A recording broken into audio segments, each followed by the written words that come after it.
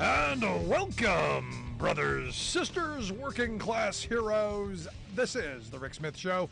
Thanks so much for being here today on the big program, the last of our live broadcast big programs. Lots to get to, lots to talk about, memories, thoughts, all kinds of stuff. And hey, George Santos was expelled from Congress for having 68 fewer felony indictments than Donald Trump. It's a start of a day. It is a start of a day. But, today a little personal, because we're in a transition moment.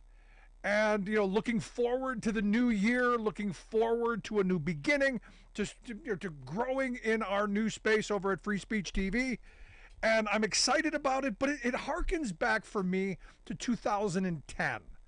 I was in this moment in 2010 because, look, I had been in the trucking industry for a whole bunch of years. I didn't know that the company that I had worked for at the time, I didn't think they were going to make it to the new year. They were in a whole bunch of financial trouble. Bankruptcy was looming. There was all kinds of stuff. And, I started thinking about this today as yellow freight is in the news. And again, I don't know how many lives this cat might have, but maybe a way to resurrect yellow freight from the ashes of bankruptcy. Now, I thought about this. Back in 2003, I was working for a company called Roadway Express. Roadway Express was profitable. They were free of debt. They basically owned everything. Old school kind of business principles. You buy equipment, you use it until you cannot use it any longer. You buy your terminals, you buy your stuff, you invest in your people. In fact, Roadway used to brag about the fact that they had a 1% turnover rate of their unionized workforce. They had dedicated people who stayed. And that really was across the industry. You got one of those jobs like I did in the early 90s and thought, hey, this is going to be where I do my time.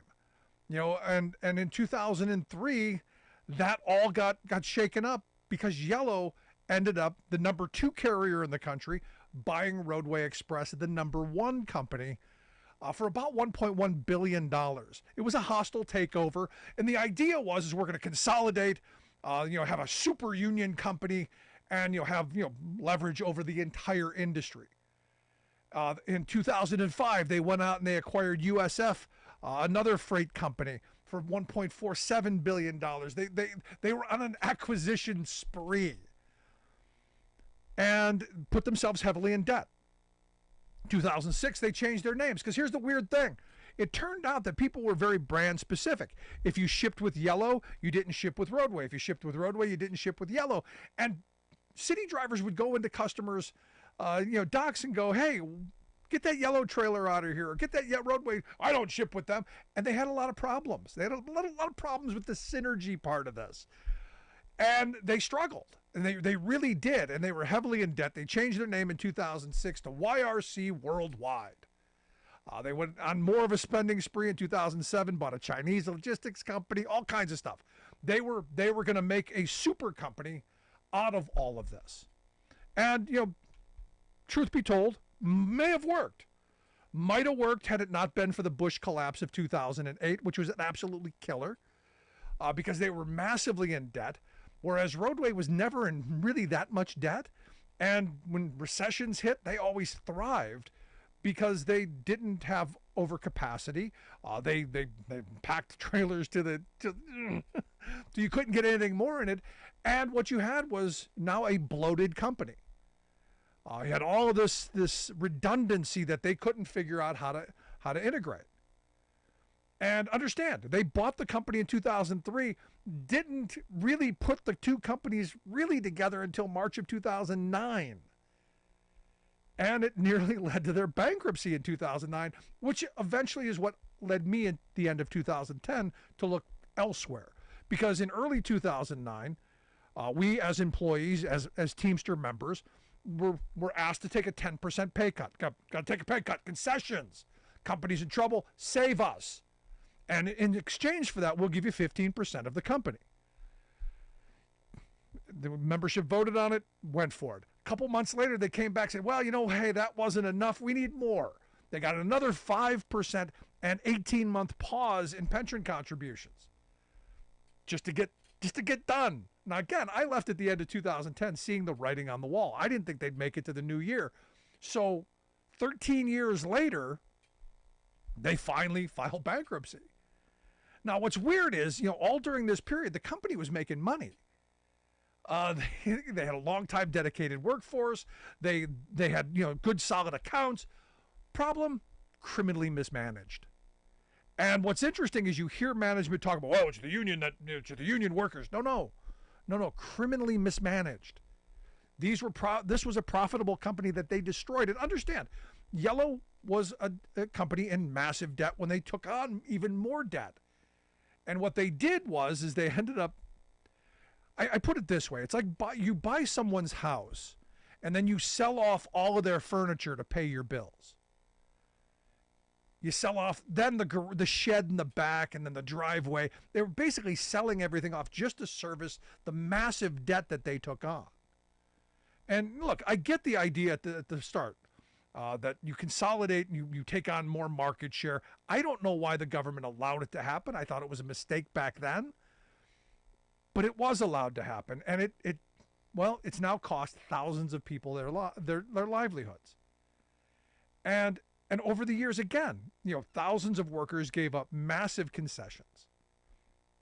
When you stop and think about it, Yellow was able to claw back at least a decade of wage increases. They destroyed pension security. They didn't get the health care that they wanted to destroy too. And you look at this and you go, this whole story is corporate greed and corporate mismanagement, horrible mismanagement. And now they've filed bankruptcy.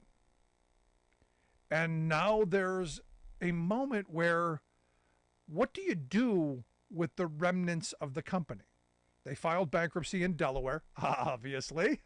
And their plan is to sell off all of the terminals and the assets. And so why? So they can raise money for themselves. They can pocket money for themselves. Because understand, just before they filed bankruptcy, according to Bloomberg News, the executives paid themselves $4.6 million in bonuses.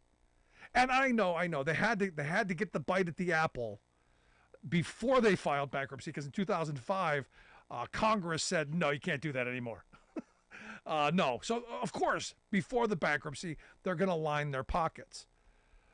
But it got me thinking about, when I first started in the industry in the late 80s, and you saw a lot of bankruptcies happen.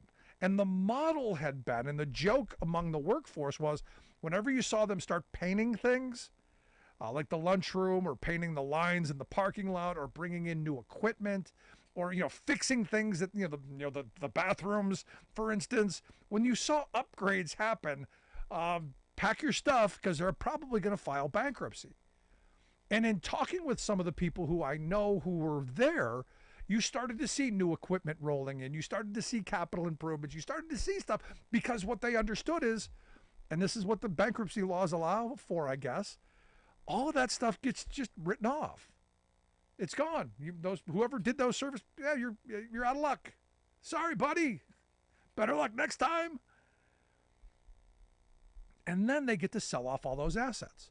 So we're in a moment right now where the alternatives are break this company up even further into smaller pieces, sell off every truck, trailer, dolly, every dock, every shop, tool, everything. Sell it all off, liquidate. Let the vultures come in and pick the bones, or, and this is incredible, or you allow our friend Sarah Riggs, Amico, and her company Jack Cooper to buy it up and put it back into operation, which I got to tell you has never been done. At least not that I can find, that a company went completely, trucking company went completely kaput. They shut down operations. They fired all the people. They turned. They can't even find the keys to the trucks at this point. And then someone came in and swooped in and said, "Hey, I want to make this a company that does great work, but hires people and gives them good jobs." I can't believe, and this is one of these moments where I go, I cannot believe that it's even a question, But weirdly enough, because of the $700 million that the Trump administration gave to Yellow back during the Trump years, the loan that came out of that, and the repayment schedule, there's some question whether legally our government can let those payments go for a little bit longer down the road. They're due now. Sarah Riggs Amico and her folks want a couple of years to get some cushion to be able to make those payments. Not saying to forgive it, but give it a little time for us to get back in operation and making some revenue so we can pay it back. Also, you've got the pension fund, the Teamsters pension fund going, well, I don't know that we can, because of the law, accept less than we might be able to get out of bankruptcy, which you go, well, where in the bankruptcy line are you? Workers generally fall to the bottom. So there's a lot of stuff here where you just go, are our rules so screwed up that they are really that stacked against working people? Against job creators like Sarah who want to make sure that there are good family-sustaining wages for workers? It's quite remarkable to me. And today on the program, we're going to talk with Sarah and find out how we can help. I mean, for me, if the last thing I can do is figure out a way to help to get, 10, 15, 20,000 of my Teamster brothers and sisters back to work, that's what we have to do. And I think Sarah's got a plan that will help move in that direction. And I'm sure she's got some ideas on what we can do. But it's amazing to me how horrible mismanagement always trickles down to the employees getting the short end of the stick. But maybe this time, just once, maybe the little guy comes out somewhat, not ahead, but somewhat close. Want to hear your thoughts? Email me, rick@thericksmithshow.com. Right back. Stick around.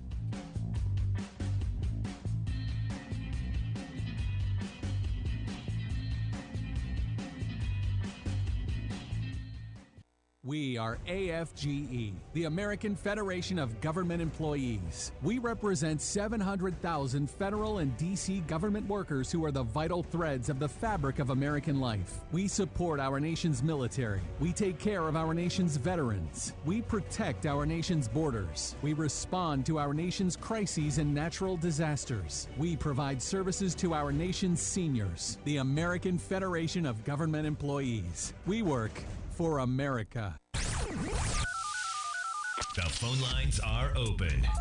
Give Rick a call at 1-866-416-RICK. That's 1-866-416-7425. Welcome back to the Rick Smith Show. Now, here is Rick Smith. You know how the other day I talked about Republican message discipline? This is what I was talking about. This is a perfect example of Republicans sticking to the message. You may remember hearing about Joni Ernst, the senator from Iowa who evidently was choking and may have choked to death had it not been for Rand Paul, who is, I guess he's something of a doctor, ophthalmologist, I think, but performed the Heimlich maneuver and saved her life. Expelled whatever was in her throat and saved her. Well, she tweets out, "Can't help but choke on the woke policies Dems are forcing down our throats." Thanks, Dr. Rand Paul. So that woke chicken that she had evidently was choking her. Oh, message discipline. Let's go to the phones. Got Steve on line one. Steve, how are you today? Yes, I'm fine. And let me begin by saying, great show. I, like a lot of other people, have really come to appreciate it. It's an important voice out there. And the WCPT here in Chicago, we have a lot of diverse voices, but, there was no one like yourself. And people talking about kitchen table issues, about labor, and that's really important because it really is the core of the Democratic Party. And it's how you appeal to people, and it's what wins elections. I know people like to think that foreign policy issues and social issues and so many other things win elections. And in the end, as James Carville said, it's the economy, stupid. People vote their bottom line. Can they pay their rent? Can they buy the groceries? Can they pay their bills and so forth? And I'm glad that you talk about those kinds of things. Having said that, I couldn't agree with you more with regard to what's going on, what's been going on in this country with regard to our economic system. Yeah, the right in this country took advantage of the fact that coming out of COVID, we had supply chain short issues. We had issues with, there was going to be inflation, obviously, as more money was chasing fewer goods. But, make no mistake, that explains part of what inflation was. Another bigger part, in many cases, was simply price gouging. Yep. Kimberly Clark, in a 3-month period, between April and June, raised prices by 6% on Huggies diapers. So just to be clear, I'm not talking about things like something that you don't need, like new earbuds or something to listen to your favorite stuff. These are diapers. So they raised, in 3 months, the cost of these things by 6% during a time when their costs went down $75 million to actually produce them. So, yeah, the only thing that you can explain that with is to say, you know what, they knew full well that Americans have gotten used to inflation being at significant levels. And, hey, if we can just pile onto that, no one will bother to look into it. And that, unfortunately, is what's happened. And you were absolutely right with regard to, what happened beginning in the 1970s and really took off and went on steroids in the 80s and 90s, takeovers and mergers and so forth. And for decades, we had built this illusion that somehow if you had a good job and you were in a good union and you had a good contract, you were set. Well, nobody read the fine print, because it turns out that if it was subject to a hostile takeover or the company declared bankruptcy because they were mismanaged and so forth. Well, guess what? What you were expecting in terms of a pension may be cut in half. The new owners are obligated to meet perhaps 50% of the pension obligation in terms of the contract in the event that something like this happens, and that's it. That will buy them out for 50 cents on the dollar. I don't know about you, but if your plans for retirement are cut in half in terms of what you're going to be living off of, that might be a problem.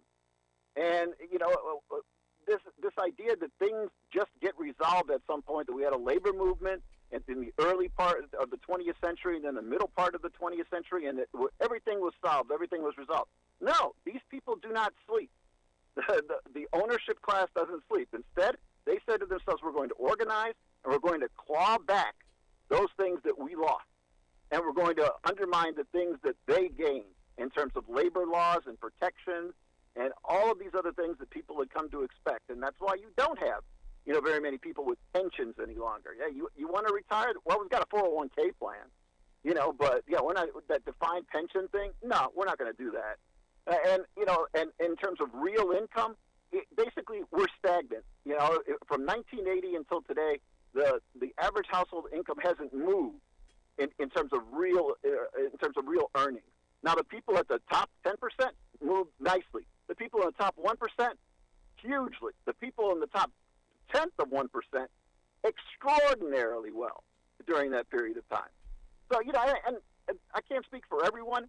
I'm not a socialist. I don't want to seize Elon Musk's company or Google or Microsoft or Apple or anything else. But I just think that if you make a certain amount of money, you should pay a little bit more because you've benefited more from what this society has to offer. Yep. And to quote Bill Gates, if I had been born in Bangladesh, this wouldn't have worked. The reason that I was able to make so much money was because we sold a product that allowed people to utilize computers and go online, which is what they wanted to do with their computers. That's what most people do. And the only way that was possible was because of the infrastructure that was in place long before I was born. And that made it possible. Yep. So again, we're just asking you to pay a little bit more. And Warren Buffett famously denoted, I'm paying less of a percentage of what I made last year than my secretary, and that's problematic to say the least. Absolutely, right there with you, Steve. Appreciate the call, buddy. Good talking to you. Take care. Thank you, and I appreciate the kind words. But to his point, CEO compensation from 1978 until I think it was 2019, up 940%. That of the worker, the average typical worker, up 12%. And you go, how is that? How is that good? How is that helpful? And look, I go back to my example of Yellow Freight. The CEOs, they didn't take pay cuts. The CEOs didn't see their wages diminished, but they continually went back to the workforce and said, "Hey, hand out. We need concessions. We need help. We need to cut into your pension. We need to cut into your wages, your standard of living." And what's frustrating and angering is that's not the only time this has happened. We see it time and time again. And as I've said, my hope is that we as working people, that we just, say enough is enough already. And we do come back together like my grandparents' generation did. They didn't always agree on everything. But the important stuff, what you put on the table, what comes in that keeps a roof over people's heads, that they were pretty unified on. Fighting for better wages, hours, conditions, opportunities for their children, all on the same line. So, that's to me where I'm hoping this works. And I appreciate Steve's comments about this program being one of the few that talks about the stuff that we do, because I think this is the important stuff. I say all the time, we got to start fighting for things that make our lives better and stop fighting over nonsense.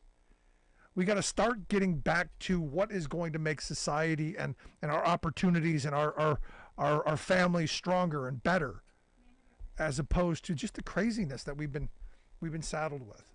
It's time.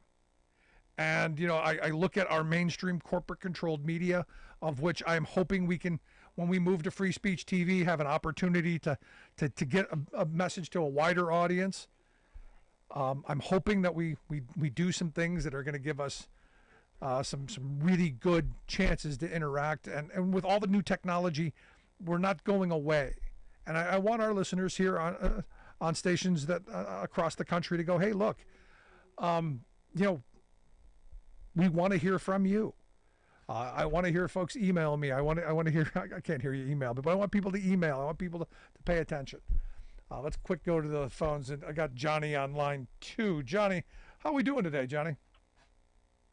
Real good now. I can hear you swell on my fancy smartphone, which I thought wasn't too smart a few days ago, but you're coming in loud. Outstanding. What's on your mind, brother? And well, 2 things. I'm glad to hear that you're expanding your program on Free Speech TV with the coming days or weeks. That's good. With mornings and afternoons. That's really good because, as I was telling your call screener, the labor message has to go out to this country. It's not being done so, and we desperately need that, and you're the guy to do it. Because thank you for that. Engaging, you're inspired and inspiring, and I just want to know that it feels good when I tune into you and I hear and see your message. And by the way, when the earlier caller mentioned the movie Gordon Gekko, that's true.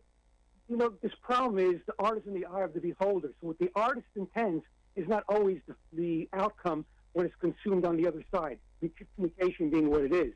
And here's a good case in point. That World War II movie that, what's his name? The guy who did the, what's that actor's name now? I'm drawing a blank. My 64-year-old mind is betraying me. Saving Private Ryan. Okay. Who's the lead in that? Tom Hanks. Who's the lead in second? Tom Hanks, right. Tom Hanks.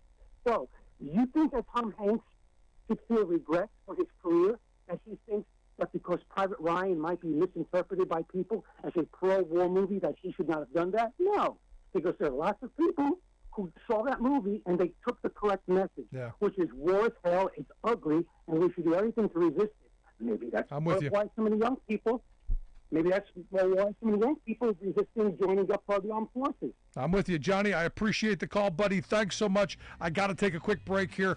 Thank you for the kind words. Really, I appreciate it. Quick break, right back. I'm Rick Smith, and this is Labor History in 2. On this day in labor history, the year was 1912. That was the day the Anaconda Copper Company instituted its rustling card system at its mines in Butte, Montana. The company used the rustling cards in 2 ways. First, as a work permit, and then as a way to keep track of miners. A miner looking for work would first have to apply for a card. Miners had to present information about citizenship status, English literacy skills, work history, and 2 years of employer references. Once the card was approved, the miners would then be allowed to apply for work.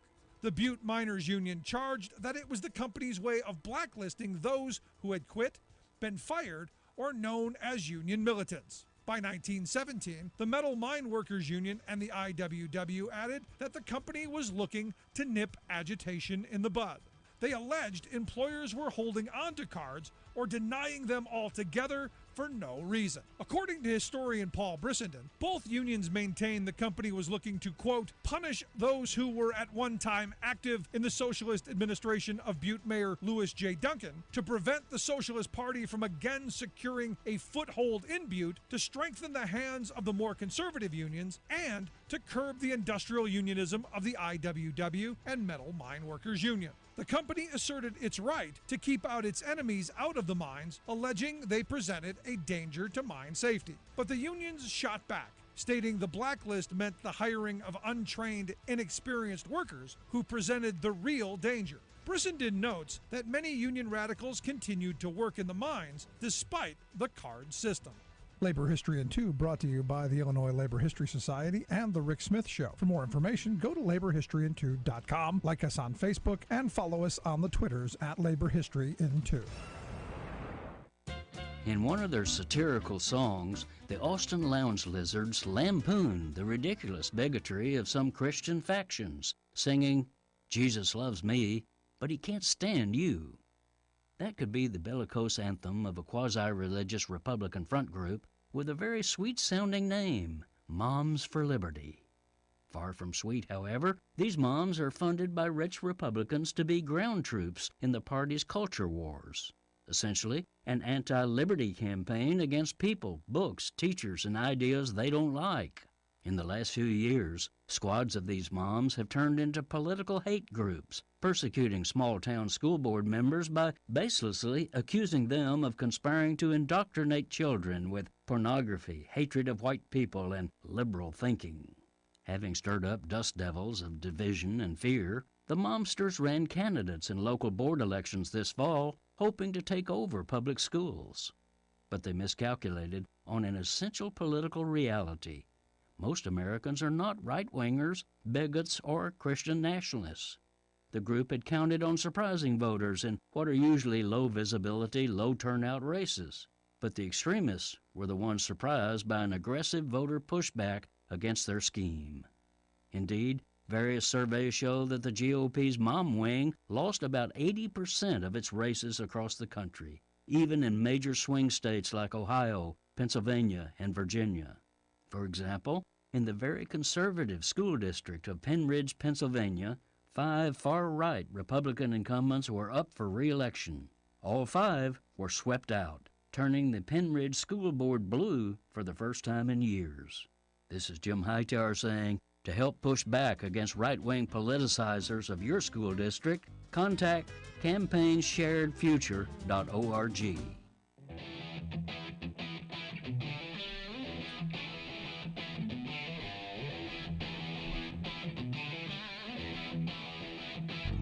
Welcome back to the Rick Smith Show. Now, here is Rick Smith.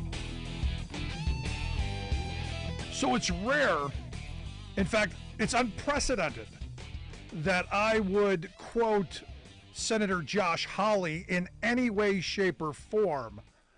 But the senator wrote a letter saying, hey, yellow freight, it's a common sense step to keep yellow trucks on the road and keep its workforce gainfully employed. Now, these are union workers that he's saying, it's common sense that you get those trucks back on the road and those union jobs back in place. Rare, in fact, unprecedented for me to ever say something about Josh Hawley that doesn't, this is a positive thing. It tells me that there's hope in this moment. And here to share some thoughts on how, I got to tell you, a historic way. I've seen a lot of trucking companies go out throughout my years. I've never seen one come back from the dead. But if anyone can do it, it's going to be my next guest, who is the executive chairperson of Jack Cooper. They are the country's largest auto carrier corporation. Sarah Riggs-Amico, I appreciate you taking time for us. It's great to be with you, Rick. Thanks for having me. So, as I said, I never quote Josh Hawley. But it is common sense. It does make sense that if someone can make a go of it, if someone has a plan that is workable to put people back to work, to create jobs that are going to be family-sustaining jobs and save a company, we should be doing that, no? That's right. And look, I think what it tells you is this isn't a political issue. This is about the jobs. The one thing that's still sacred, we can all agree on across the political spectrum, is the dignity of a good paying job and what that means for families, particularly at this time of the year. Now, before we get into all the details and stuff, there's some legalities here, as I understand. The Treasury Department, with this $700 million loan that Trump gave them, that I argue they squandered and criminally mismanaged, but that's a whole argument for another day outside of your purview, I'm sure. What's it going to take to get them to be able to maybe restructure, to move that around? Let's start there. Yeah, so look, I think, first of all, I went to business school and not law school, so I wouldn't have to answer technical legal questions that way. But I will say that the CARES Act loan that was extended to Yellow, whether or not you agree it was made correctly, it was made with the intent of protecting and preserving jobs. And right now, we are bringing forward with Next Century Logistics what is the only going concern bid that would bring back tens of thousands of jobs for people who lost their paycheck when Yellow closed its doors. Now, one of the things that I found that was, I guess, troubling to me, because your bid for Yellow to take this didn't go to a bankruptcy court, didn't go to the government agency. It actually went to the people who destroyed this company, which seems really kind of weird to me. Why did you, I don't know if this is a strategic thing, I don't know if it's a legal thing, but why on God's green earth would you have to go through the people who screwed this up? Yeah, well, the process in a Chapter 11, the way that it works is the management and the company has a lot of say, as do, of course, the debtor in possession or DIP lenders. They've got a lot of say about how this goes forward. And so our effort is not to weigh into the politics of how they got there, but to give the company a lifeline to exit and bring back those jobs. And by the way, not just bring back 20,000 jobs or more, but also to relieve pressure on America's battered supply chains. We're still coming out of what's been a really difficult period, as you know, in the supply chain universe. Customers, when Yellow closed its door, 9% of the LTL capacity in the United States shut down with it. Customers took double-digit price increases. They found themselves scrambling to ship the products Americans love. And we all know that those transportation costs are a major driver of prices for consumers and inflation in our economy. So there's a lot at stake here that I think affects people even outside of the transportation and trucking space.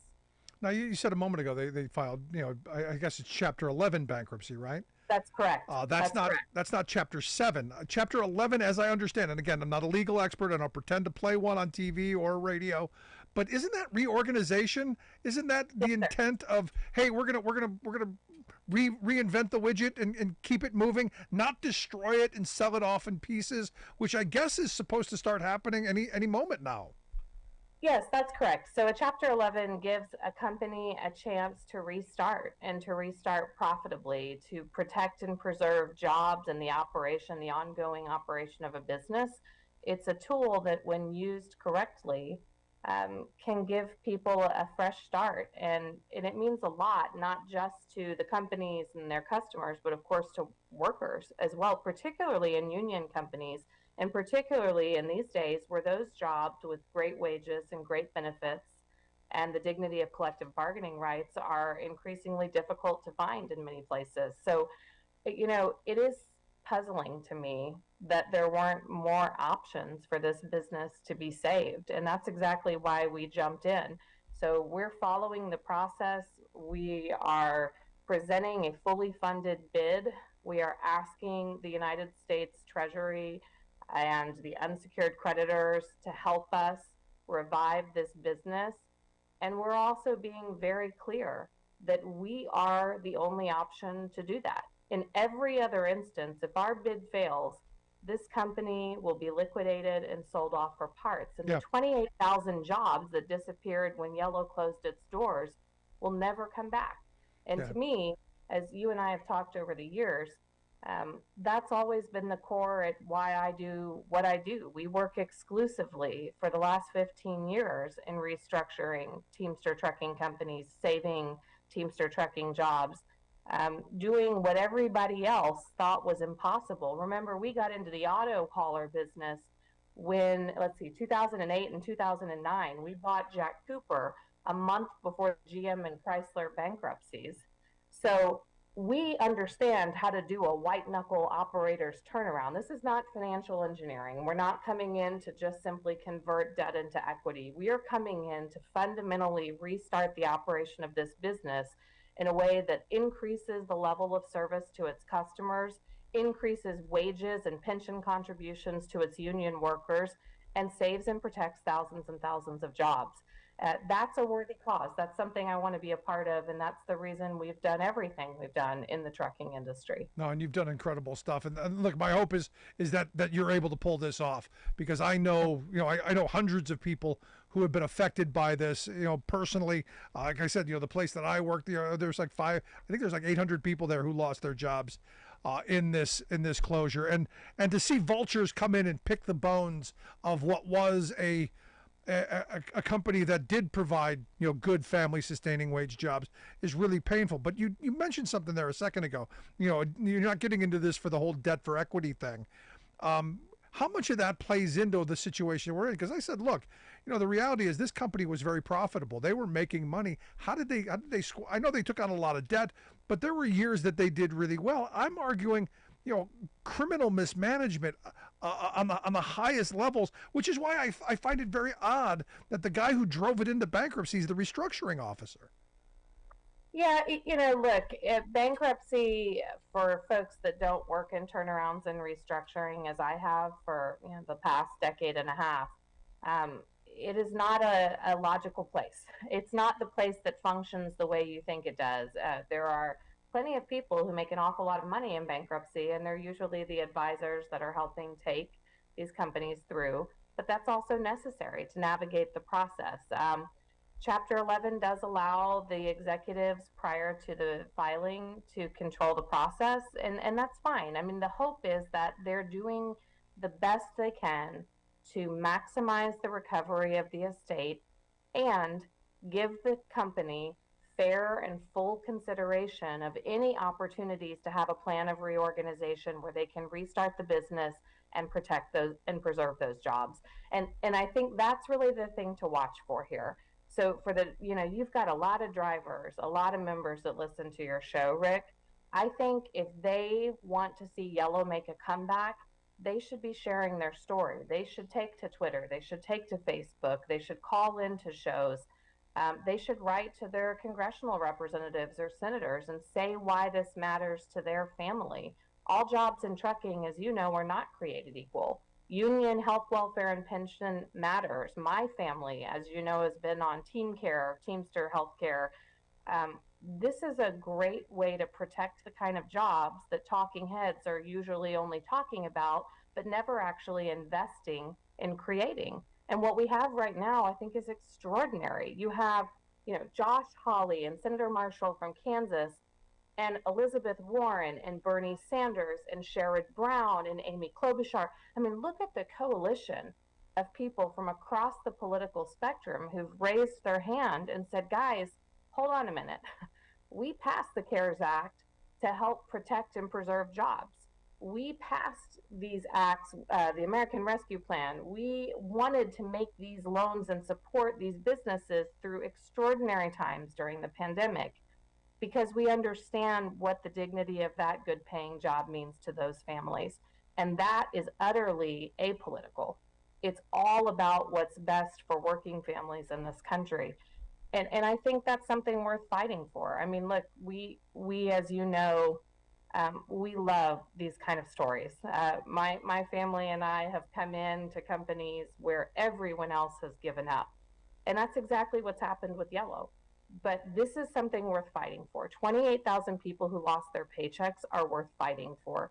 Jobs that put health care and retirement and pensions for families are worth fighting for. And the fact that we were able to do that in partnership with the union, look at what you've got here. This is the kind of story this country needs right now. We've got Republicans and Democrats on the same page. We've got management and labor on the same page. Because in the end, we all want the same thing, Yeah. which is for our kids to have more opportunity and more financial stability than we have. No, this is That's exactly what it. I say all the time. If we're going to reunite this country, we need to reunionize it. And you're doing a huge part and a huge service in getting that message out. You're listening to the Rick Smith Show. We're here with Sarah Riggs Amico. She's the executive chairwoman with Jack Cooper, the nation's largest auto hauling company and a Teamster company at that.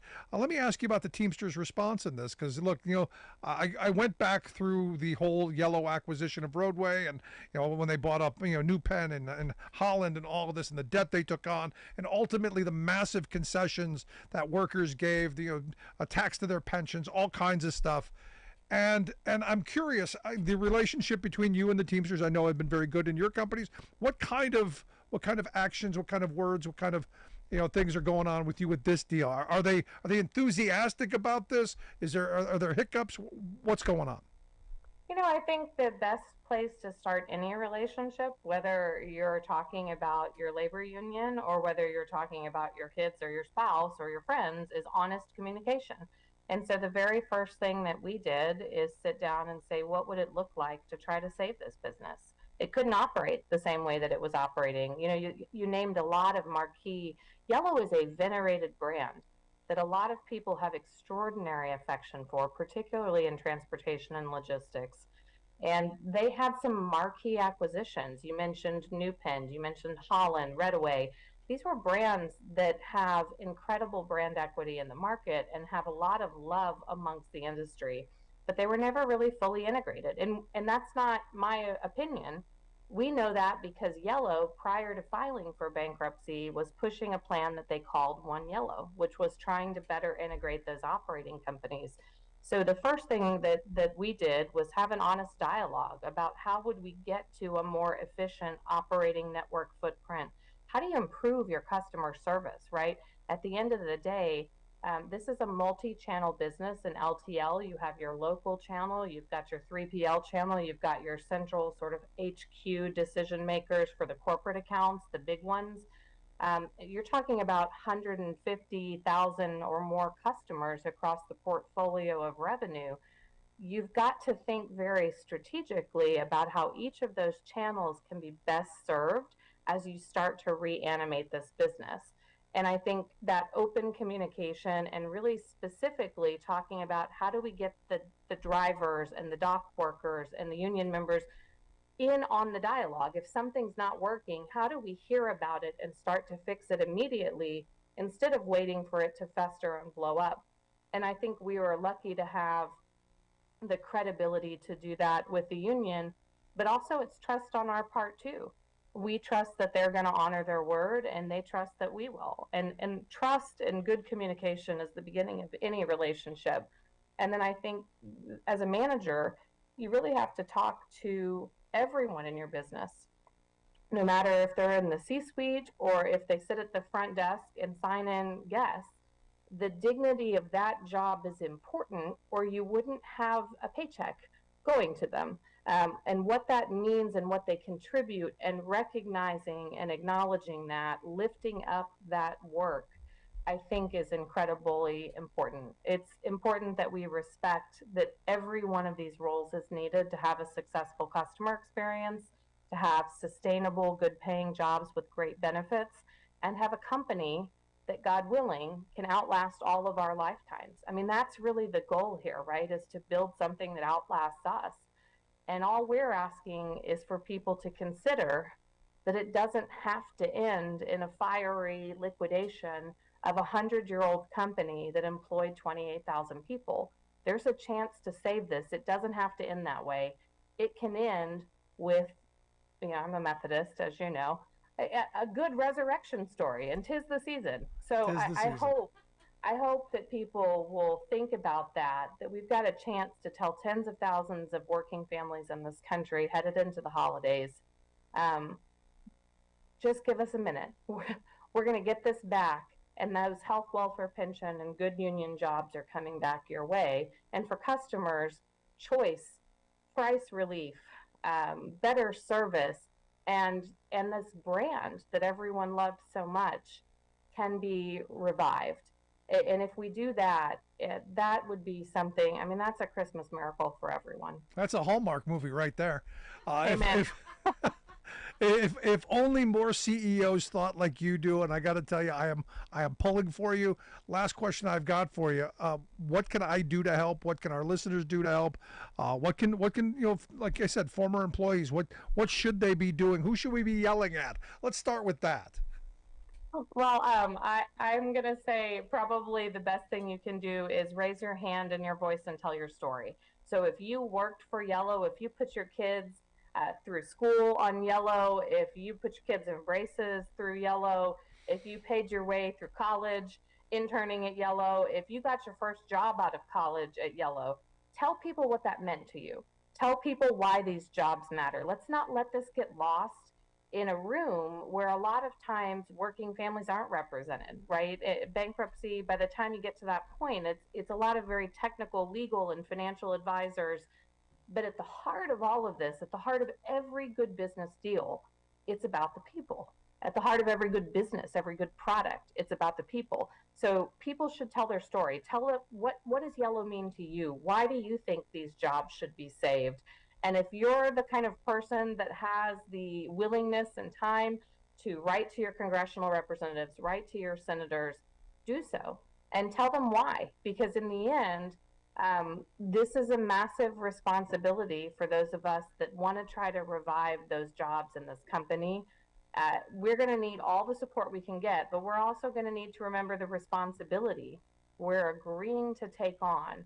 And as you know, in my family, that's almost a sacred responsibility. I went into business because the way I was raised was that creating a way for someone else to provide for their family was the noblest thing you could do for others. And that's just the way we were raised. I remember when my dad lost my job when I was young. He remembers when they almost lost their house because his dad lost his job, and it was saved by getting a custodial role in a UAW General Motors assembly plant just outside of St. Louis, Missouri. So we know what that feels like. As you know, we had to take Jack Cooper through a Chapter 11 restructuring in 2019. It was painful, but we protected every union job, everyone's retirement, everyone's health care, their union, their seniority, and we took it out of our hide to go through that restructuring. So for me, this is the ball game. This is why we do what we do. I hope your listeners will tell people their story. I hope that they'll contact, if they have a friend who used to drive for Yellow or for another company who's looking to come back, have them speak up, have them reach out, hit me up on Twitter or Instagram. We want to hear from you. We want people to see the face of these jobs and understand the stakes. There you go, Sarah. I appreciate the time. I got to tell you, I'm in awe of you. I'm in awe of what you're trying to do, and I wish you the absolute best. And like I've said, anything I can do to help on this front, I am at your disposal. But thanks for the time. You're very kind. Thanks so much for having me, Rick. Sarah Riggs-Amico, Executive Chairwoman of Jack Cooper. I got to tell you, again, I go back to this, just remarkable. What a remarkable woman. Want to hear your thoughts? Email me, rick@thericksmithshow.com. Quick break, right back after this. Stick around. You're listening to The Rick Smith Show. We're working people. Come to talk.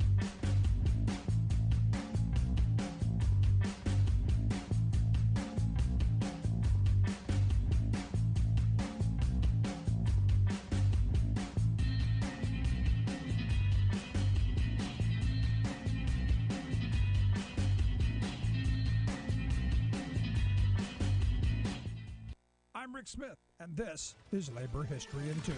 On this day in labor history, the year was 1966. That was the day that the registered nurses of the Youngstown General Duty Nurses Association walked out of their jobs. Nursing could be a grueling profession, with long hours of physical labor for low pay. In Youngstown, the nurses were frustrated because there were inconsistencies in pay. Some recently hired nurses made more than those who had been working for years. Part-time nurses did not receive the same wage increases as full-time employees. They also did not feel that they had enough say in delivering quality care for their patients. When they asked to meet with the hospital's executive director to discuss their concerns, the nurses were rebuffed. They then contacted the Ohio Nurses Association Union and asked for help. Youngstown was a steel town, a union town, and the nurses were ready to join in the local labor movement. At first, the Youngstown Hospital Association refused to bargain with the union. But when the nurses threatened to walk out, negotiations began. After 2 months of talking at the bargaining table, major issues remained unsettled, including pay and union recognition. Fed up, the nurses called for a mass resignation. 305 of the 433 nurses turned in their resignations. 2/3 of them were part-time nurses. They formed informational picket lines outside the hospitals. A federal mediator was brought in to settle the dispute. In the end, the nurses won significant gains. They received a more than 25% raise over 2 years. A grievance procedure was established for the first time, but most importantly, the union gained recognition and the right to bargain for better wages, hours, and conditions for the nurses and their patients. Like what you hear? Check out more at laborhistoryin2.com. You're listening to The Rick Smith Show, where working people come to talk. Sarah's point, I give the LTL industry and all the companies that I worked for, Roadway Express, which eventually, morphed into Yellow, the credit for, lifting me out of poverty and giving me the opportunity to do this little program. And a lot of the things that we've been able to do has been because of that union job. So I hope people will share their thoughts and stories. Let's quick go to the phones. I got Alice on line 2. Alice, how are you? I'm good. How are you? I'm good. It's sad to think that tonight's the last night of the radio show. But the reason why I wanted to remind you that you need to let us know what time the new show is going to be on starting Monday. Well, so Monday, the new show, the show is going to be 9 o'clock p.m. Eastern time on Monday through Friday, as it is. In the new year, we're going to be moving to an afternoon slot with a replay later in the evening. That's where we are right now. Okay, and are we going to have the ability to call in? And is it going to be 1 hour or 2 hours? And it's going to be a 1 hour recorded program. We were planning on doing some Facebook Live stuff with free speech. I want to keep some interactivity. I want to be able to have people, talk with us. The thought maybe, a couple of nights a week after the show, maybe opening up on their Facebook Live, of doing things like that. But for right now, our goal is to do the best 1 hour TV program on the airwaves. Okay, and so that's Facebook. So are you going to still do Twitter or no? Yeah, I'm still doing Twitter. We're not going to broadcast over Twitter. What we're going to do is we're going to make sure that free speech is where our content is, and that they're the ones pushing it out. We've had some technical issues, and I'm just going to leave that stuff to the professionals now. Okay, great. So now that we've got that out there, I guess we'll see you come Monday. Yes, absolutely. Alice, have a good one. I appreciate you. Thanks so much. Yeah. I mean, this is a bittersweet moment. I mean, the reality is I'm looking into the new year with great hope for the opportunities that we're going to be able to take on, having not to have to be sitting in this chair every night at 9 o'clock. But it's 18 years of live radio that I'm going to miss, and people like Alice and folks who interact with us all the time. I appreciate every one of you. And I want to hear from you. Email me, rick@thericksmithshow.com. Miss any portion of the program, grab the podcast, and I would suggest maybe subscribe to the podcast, because we're going to do some really interesting things with that in the new year as well. Back after this. So really this story highlights the vulnerability of the global south in a scenario of global warming. Unprecedented heat waves set all-time high national temperature records in Brazil and South Africa. Commercial jet crosses the Atlantic powered by waste, fat, and sugar, not fossil fuels. Plus, as I've said for a long time, when I think climate, and I mean this sincerely, I think jobs. President Biden touts